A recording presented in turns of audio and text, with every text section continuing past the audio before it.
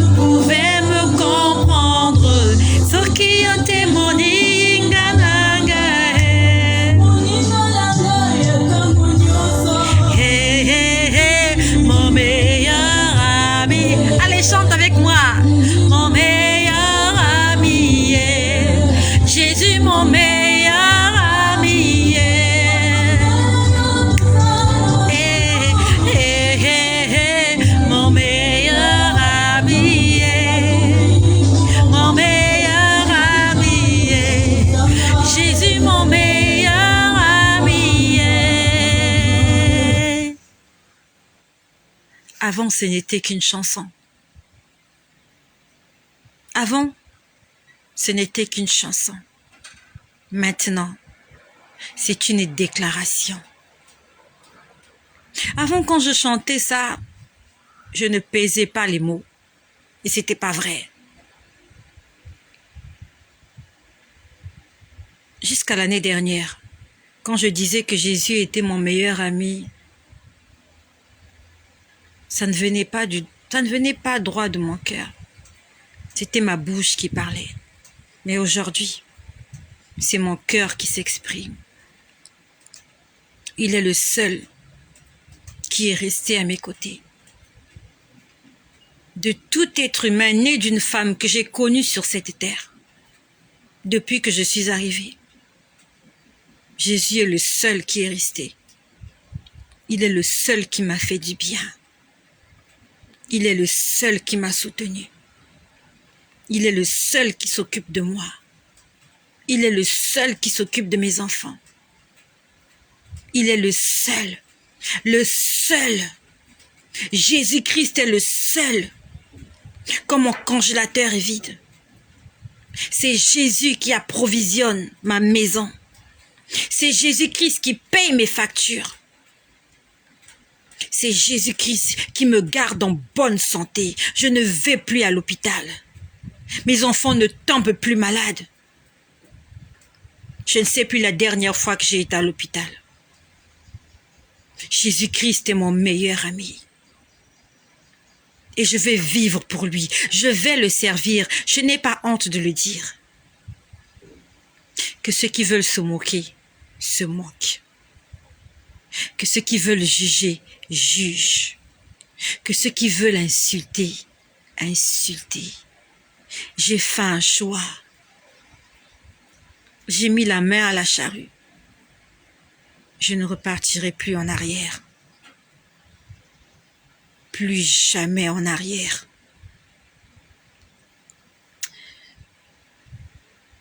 Je vous ai dit que la semaine dernière, le Seigneur m'a demandé de mettre de l'ordre dans ma maison. Il m'a demandé de faire du ménage. Parce que ça va faire déjà plus de 6 mois que j'avais déménagé et que j'avais encore des affaires emballées. Il y avait encore un peu de désordre à la maison. Ça s'est passé là. Le Seigneur m'a dit, arrange ce qu'il faut arranger. Que chaque chose soit à sa place. Et parmi les choses que j'ai rangées, j'ai trouvé des photos. Des anciennes photos. Quand j'étais. Et j'ai remis ces photos-là à leur place. Et en montant un meuble, j'étais en train de monter un meuble. Là où j'étais, ce meuble-là basculait. En fait, les gens qui étaient venus le monter, ce meuble-là a toujours basculé. C'était pas stable. Ça va faire combien de temps que j'ai ce meuble-là? Ça va faire 7 ans. Non, plus de 7 ans. Peut-être 9 ans. 9 ans. Ça va faire près de 10 ans que j'ai ce meuble-là.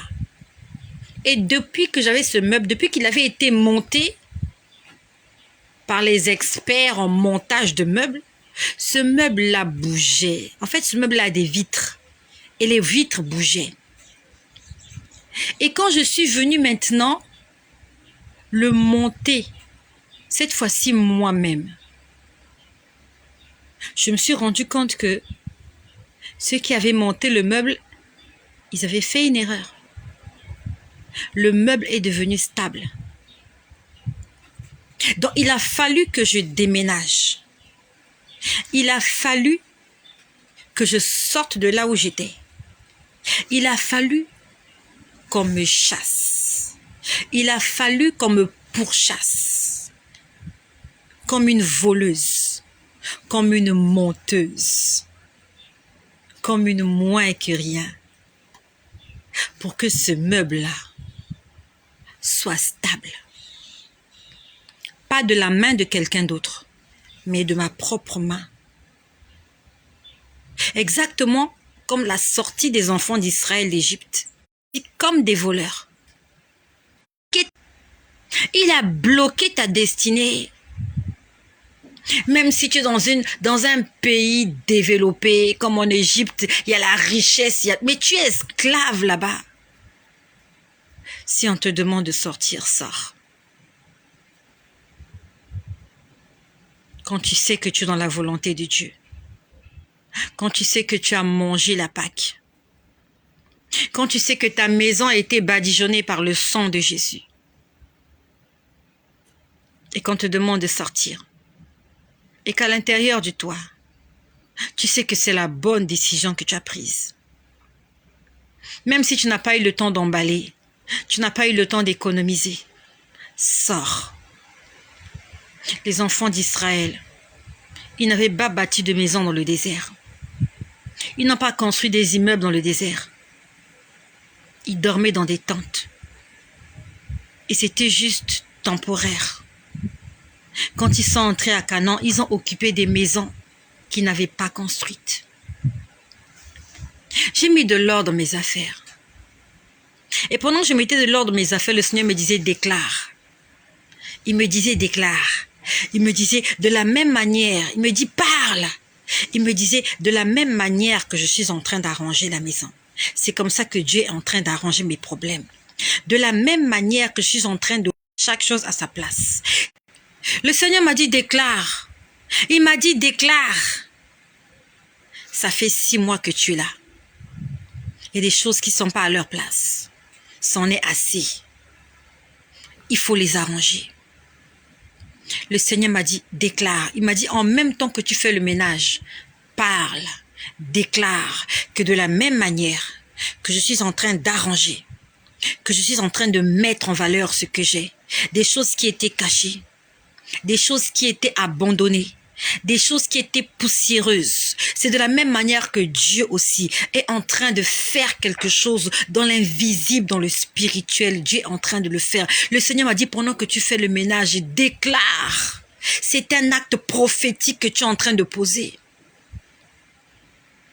J'ai rangé les photos. J'ai arrangé le meuble. Les vitres ne bougent plus. Et sur ce meuble, il y a une photo. J'avais oublié que cette photo-là existait.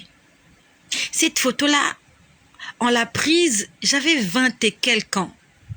Aujourd'hui, ça fait bien longtemps. Je vais vous montrer cette photo-là. Et ce matin, j'étais en train de regarder cette photo. Et le Seigneur m'a dit, pendant que je regardais ces photos, je passais juste et j'ai regardé cette photo. Le Seigneur m'a dit, rends grâce. Rends grâce. Parce que ce sont tes enfants qui aujourd'hui seraient en train de contempler cette photo en pleurant, en disant, c'était notre mère. Elle n'est plus là. Et aujourd'hui, on souffre parce que notre mère n'est plus là. Le Seigneur m'a dit, regarde cette photo et rends grâce. Parce que maintenant que je te parle, si la grâce n'était pas sur toi, tes enfants allaient admirer cette photo-là et pleurer parce que tu ne serais plus là. Et ils allaient souffrir. Je vais te montrer cette photo-là. Il y en a 2. Je vais te montrer cette photo-là. J'espère que ça sera visible. Il y a une petite et il y a une grande photo. Bon, la grande, je l'ai déjà accrochée, la grande. Je vais vous montrer la petite photo. Maman, ma sœur, rends grâce au Seigneur parce que tes enfants ne sont pas des orphelins. J'espère que ça sera visible.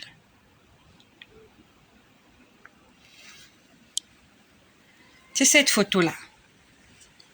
J'avais 20 et quelques ans. C'est pas filtré, hein, il n'y a pas de filtre. C'est mon visage. C'est bien mon visage qui est là. En ce temps-là, c'était des photos qu'on prenait, il n'y avait pas de filtre. C'est vrai que j'ai pris de l'âge. Et le Seigneur me dit, tes enfants seraient en train de dire, voici, c'était notre mère. Voici, c'était notre mère et aujourd'hui, elle n'est plus là. C'était notre mère. Aujourd'hui, elle n'est plus là. Il y a une deuxième photo. Ma sœur, toi qui es jeune et belle, j'aimerais te dire que un jour tu vas vieillir. Aujourd'hui, les hommes courent après toi parce que tu es belle et jeune. Un jour, tu auras des rides. Un jour, tu auras des rides. Il y a une deuxième photo. Je vais la partager avec toi. J'espère que ça sera visible. Il y a une deuxième photo que je vais vous montrer. Le Seigneur m'a dit, rends grâce. Parce que ce sont ces photos-là qu'on aurait mis à tes obsèques. Le Seigneur m'a dit, rends grâce parce que ce seraient ces photos-là qu'on aurait mis à tes obsèques. Voilà. En fait, c'est le même jour, sauf que c'est pris de deux profils différents. Et je savais même plus que ces photos-là existaient. Je savais plus qu'elles existaient. J'avais peut-être 26 ans. J'ai peut-être 26 ans et je me rappelle, on était à un mariage. Derrière moi, il y avait une piscine.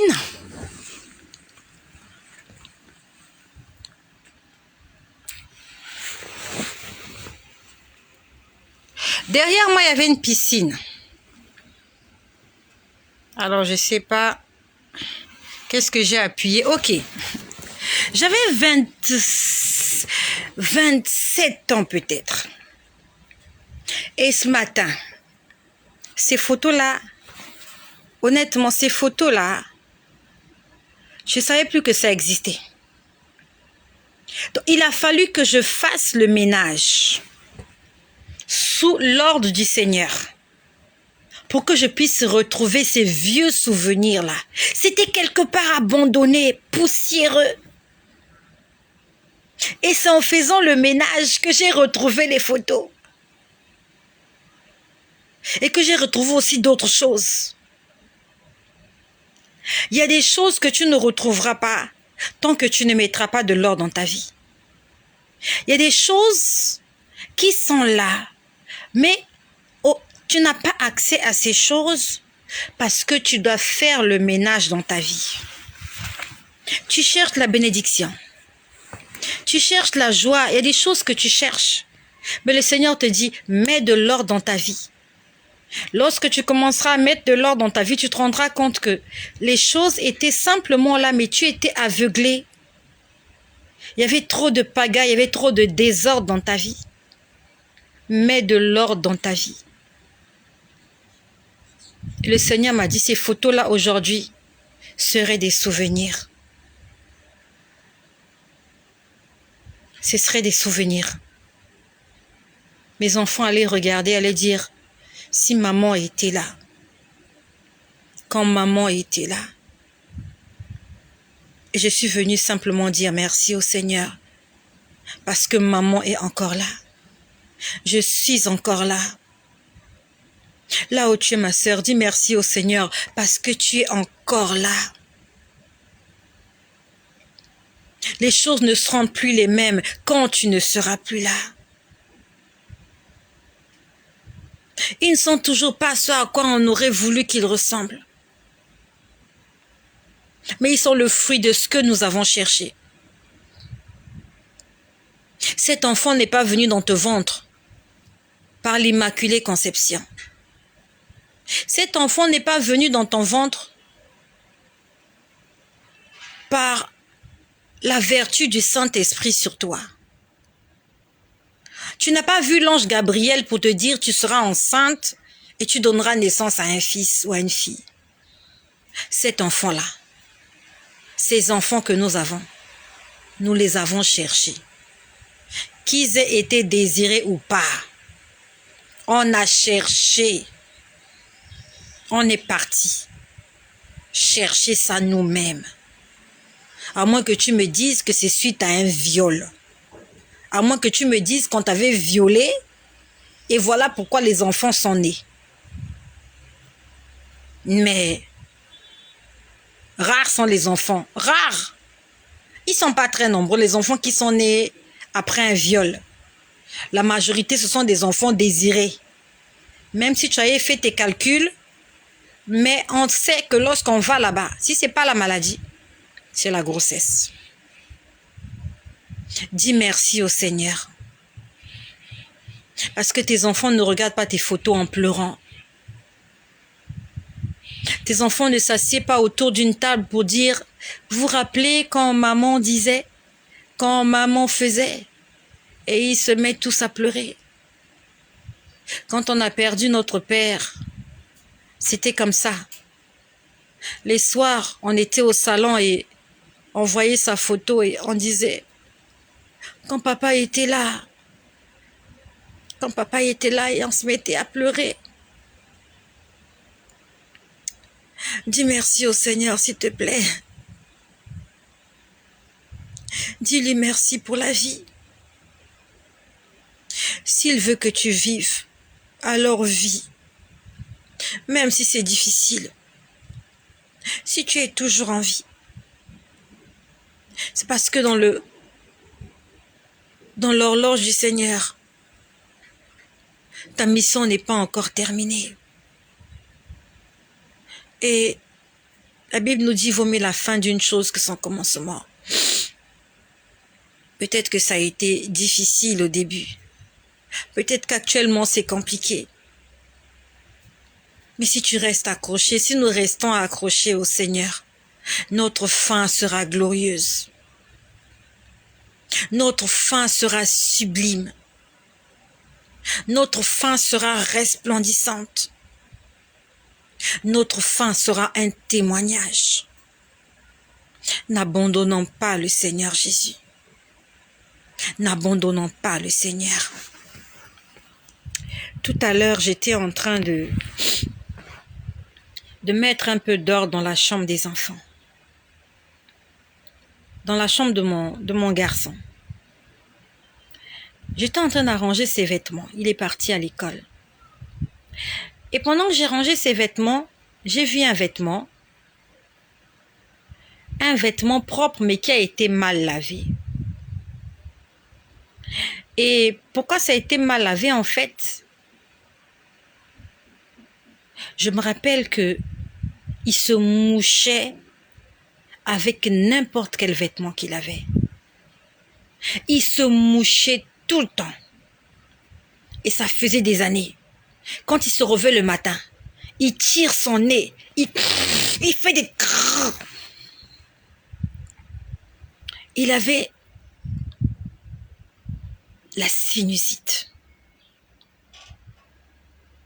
Je ne l'ai jamais amené à l'hôpital pour ça. Parce que je ne veux pas être addict à l'hôpital. Je ne veux pas que l'hôpital puisse régler mes problèmes. Quand je lis dans la Bible, Jésus a ressuscité les morts. Donc, sinusite là, c'est trop petit. Tous les matins, quand il se réveillait, il grattait son nez. Ceux qui ont la sinusite là, il fait du bruit avec ses narines. Même quand il dormait, il éternuait, il tirait son nez. C'est avec le bruit de son nez là qui nous réveille tous les matins. Il se réveille le matin.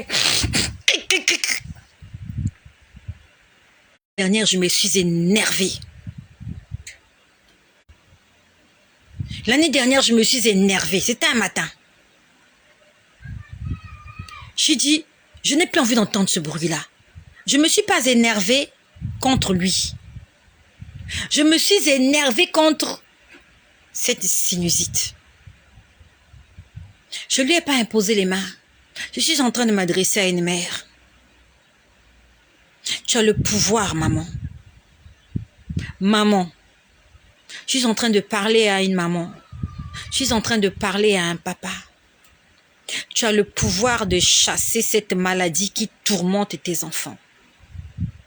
Je me rappelle, il était en train de tirer son nez dehors là. J'étais énervée parce que j'entendais ce bruit-là tous les jours. De là où j'étais, je me rappelle, j'étais allongée dans mon lit. J'ai parlé à cette maladie. J'ai dit, je ne veux plus entendre cet enfant-là tirer son nez comme ça. J'ai dit, je ne veux plus entendre ce bruit-là. Je suis dégoûtée de ce bruit. Où tous ses habits, il y avait de la morve sur... Donc, l'habit avec lequel il dort. Puisque la nuit, il ne peut pas se lever. Quand son nez le dérange là, il se mouche sur cet habit-là. Donc, la majorité de ses habits, il y avait de la morve dessus. Donc, il tire le nez, il gratte le nez. C'était désagréable. Et tous les matins, il faisait ça. À la limite, c'était ça, son acte de présence. Donc, lorsque la maison est calme, ça veut dire qu'il n'est pas là.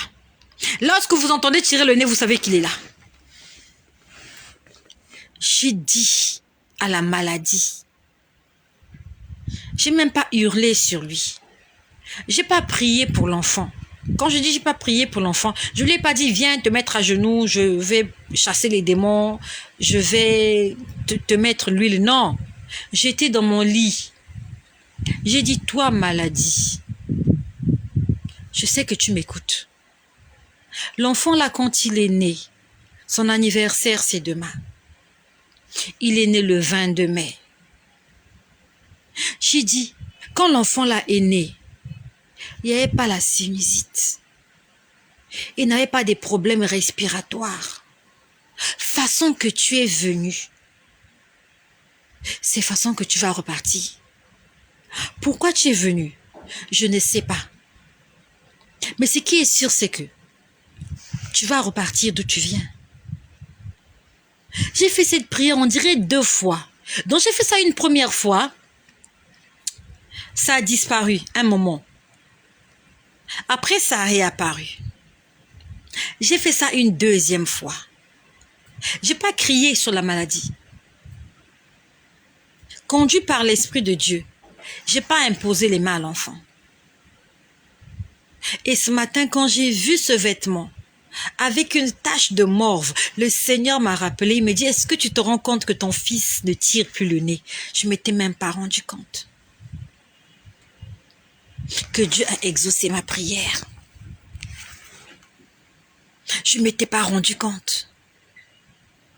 Je me suis dit, c'est vrai. Il n'éternue plus. Il ne se mouche plus comme avant. Il fait plus comme il tirait là. Il fait plus ça. Qui a dit que Jésus-Christ ne faisait plus de miracles? Qui a dit que Jésus-Christ ne guérissait plus les maladies? Qui t'a menti comme ça? Dans le temps, j'allais courir à l'hôpital.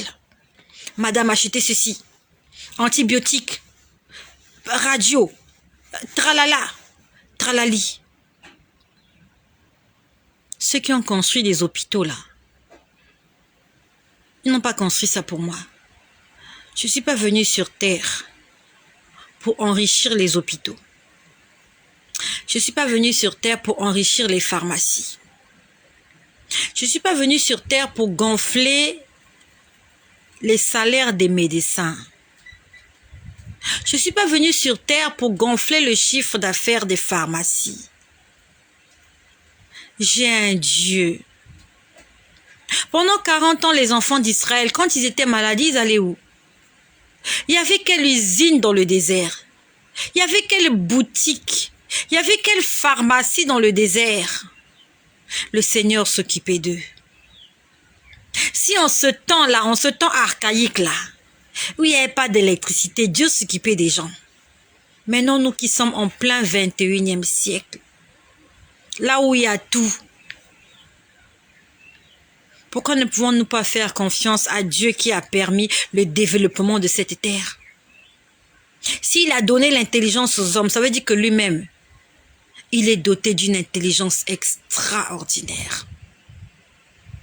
Ma sœur, avant d'aller à l'hôpital, je ne te défends pas d'aller à l'hôpital. Il y a des situations pour lesquelles tu dois aller à l'hôpital. Avant d'aller à l'hôpital, prie d'abord. Tu gagneras et du temps et de l'argent. Je ne t'empêche pas d'aller à l'hôpital. Mais avant d'aller, si ce sont des petites fièvres là, tu peux te concentrer 1 heure, tu chasses, tu chasses, tu chasses, tu chasses. J'ai insisté 2 fois. Donc il y a des situations pour lesquelles tu prieras 1 fois, ça partira. Si ça revient, prie encore. Ne doute pas. Moi, j'ai prié et j'ai oublié. Mais aujourd'hui, 21 mai, j'étais en train de ranger ses affaires. Le Seigneur me dit, est-ce que tu t'es rendu compte que ton fils n'a plus de problème respiratoire? J'ai dit, oui, c'est vrai. Il fait plus ce sale bruit qu'il faisait là. Mon meilleur ami, mon ami de tout le temps, il s'appelle Emmanuel, mon meilleur ami, mon ami de tous les jours. Jésus, mon meilleur ami, son nom c'est Jésus, son nom c'est Jésus, mon meilleur ami, Jésus, mon meilleur ami,